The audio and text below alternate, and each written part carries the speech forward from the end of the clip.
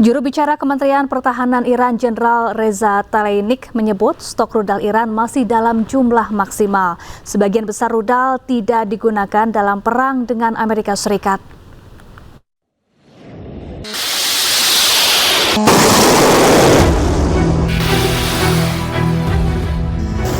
Konflik AS Israel dan Iran telah berlangsung selama 8 pekan. Juru bicara Kementerian Pertahanan Iran Jenderal Reza Tlaib mengatakan stok rudal Iran dilaporkan masih dalam jumlah maksimal.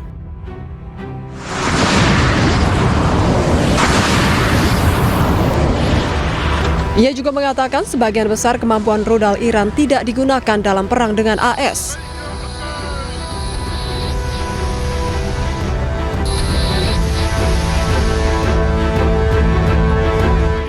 Pasukan militer Iran mempertahankan superioritas udara penuh atas wilayah Israel sepanjang perang. Diketahui Iran telah mengembangkan lebih dari 3.000 rudal balistik, mulai dari rudal jarak pendek hingga jarak jauh. Pemirsa, perawat mengevakuasi bayi-bayi prematur dari inkubator saat Israel menyerang rumah sakit di Teheran, Iran. Kepanikan itu terungkap setelah pemerintah Iran merilis rekaman CCTV serangan udara Amerika Serikat dan Israel 1 Maret lalu.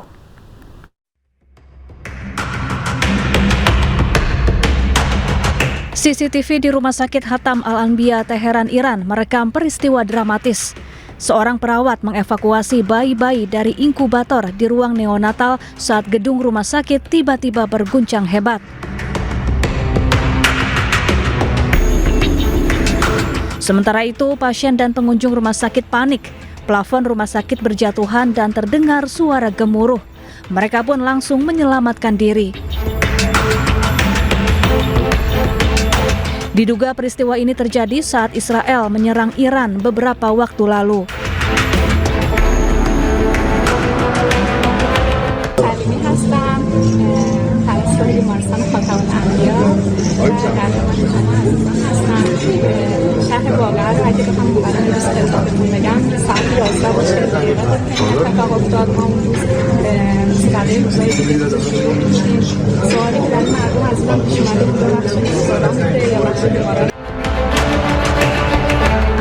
Sejumlah rumah sakit di Iran kini rusak parah akibat serangan Israel.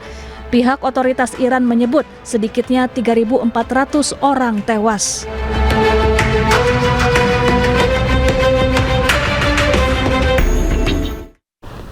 Ya, sebelumnya warga Iran juga memperingati 2 bulan tewasnya korban serangan Amerika Serikat di Minab, Iran. Mereka memajang tas sekolah, buku, dan sepatu milik korban siswi sekolah Minab di lapangan Vali Asr.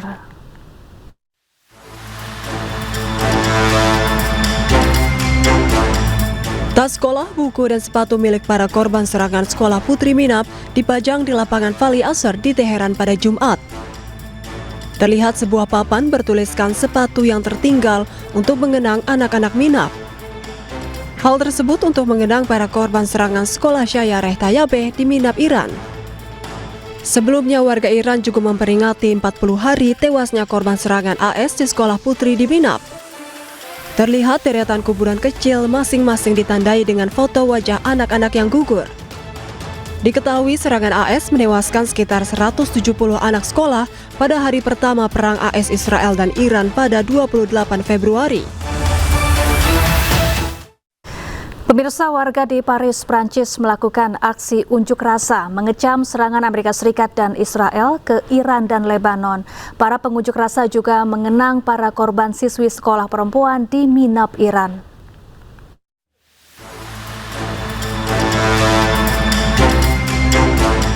Para pengunjuk rasa berkumpul di Place du Trocadéro di Paris, Prancis pada hari Jumat untuk mengenang para korban Iran dan Lebanon yang tewas dalam serangan AS dan Israel.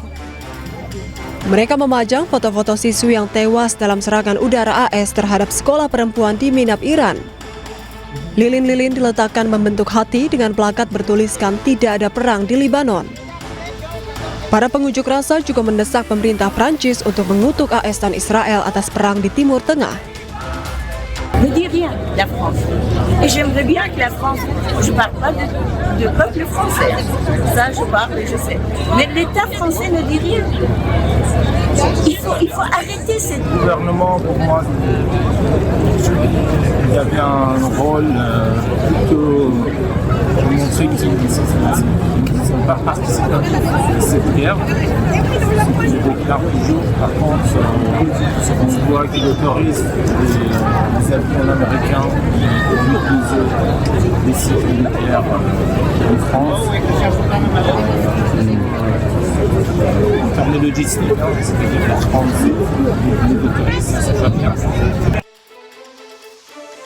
Diketahui rudal Tomahawk Amerika Serikat menghantam sekolah perempuan di Minab, Iran pada 28 Februari lalu. Serangan tersebut menewaskan 170 anak sekolah pada hari pertama perang Amerika Serikat, Israel, dan Iran. Para veteran militer Amerika Serikat yang bertugas di Irak dan Afghanistan berkumpul di pusat kota Washington pada hari Jumat waktu setempat untuk memprotes potensi keterlibatan Amerika Serikat dalam konflik dengan Iran. Para pengunjuk rasa memperingatkan bahwa intervensi saat ini berisiko mengulangi konflik-konflik yang dipimpin Amerika Serikat sebelumnya di Timur Tengah.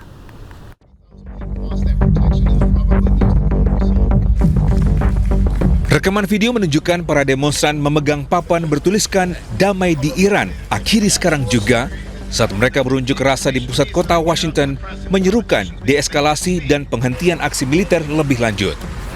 Para pengunjuk rasa tersebut memperingatkan bahwa intervensi saat ini beresiko mengulangi konflik-konflik yang dipimpin Amerika Serikat sebelumnya di Timur Tengah. Sementara itu, pejabat urusan veteran Steve Friday menggambarkan situasi tersebut sebagai kasus deja vu yang benar-benar terjadi. This is actually a coalition of a lot of groups that are aligned against war for a lot of different reasons and that kind of thing. So we come together here to try to, we have people that are going to be headed inside today to lobby their senators and their congresspeople for a War Powers Act to stop this, so we can prevent this from, getting any worse than it already has. Yeah. Do you think that Trump underestimated Iranian resistance? Come on, absolutely. Yeah, absolutely.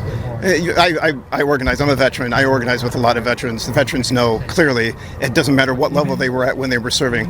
What's going on right now? These people are buffoons. They have no idea what they're doing, and they're getting kicked to the curb by Iran. And Iran knows that they hold all the cards, and you can tell that they don't know what they're doing. Sementara itu, para pengunjuk rasa menyatukan koalisi kelompok anti perang dengan beberapa peserta berencana untuk melobi anggota Kongres agar memberlakukan Undang-Undang Kekuatan Perang War Powers Act dan upaya untuk membatasi eskalasi lebih lanjut. Aksi protes ini terjadi di tengah meningkatnya ketegangan antara Amerika Serikat dan Iran yang memicu kekhawatiran akan konflik regional yang lebih luas. Menurut perkiraan, hampir 7.000 anggota militer Amerika Serikat tewas dalam perang di Irak dan Afghanistan, dengan puluhan ribu lainnya terluka. Konflik-konflik tersebut juga mengakibatkan ratusan ribu kematian secara keseluruhan, termasuk warga sipil. Anda kembali di Breaking News, pemirsa. Sejumlah pesawat pengisi bahan bakar Amerika nampak berjajar di Bandara Ben Gurion, Israel kemarin Jumat waktu setempat.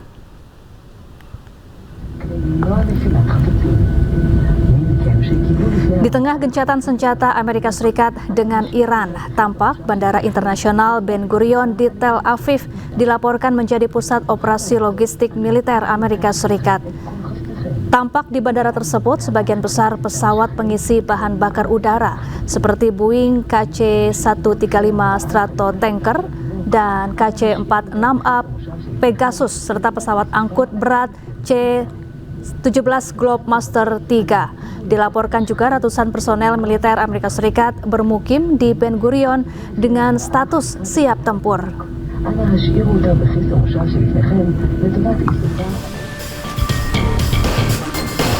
Di antara pesawat-pesawat yang dihadirkan di Bandara Ben Gurion ada pesawat Boeing KC-135 Stratotanker.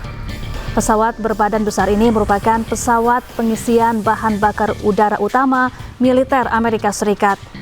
Pertama kali dirilis tahun 1957, pesawat ini berfungsi mendukung operasi pesawat tempur, pembom, dan pesawat angkut. Dengan badan super jumbo, pesawat tanker ini bisa mengangkut hingga 125.000 liter aftur.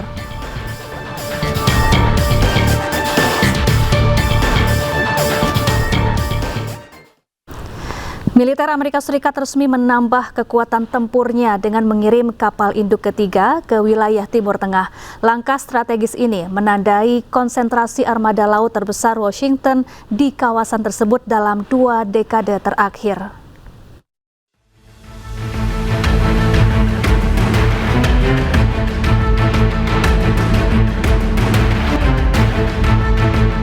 Dalam unggahan di media sosial X, Komando Pusat Amerika Serikat atau CENTCOM menulis untuk pertama kalinya dalam beberapa dekade, 3 kapal induk beroperasi di Timur Tengah secara bersamaan.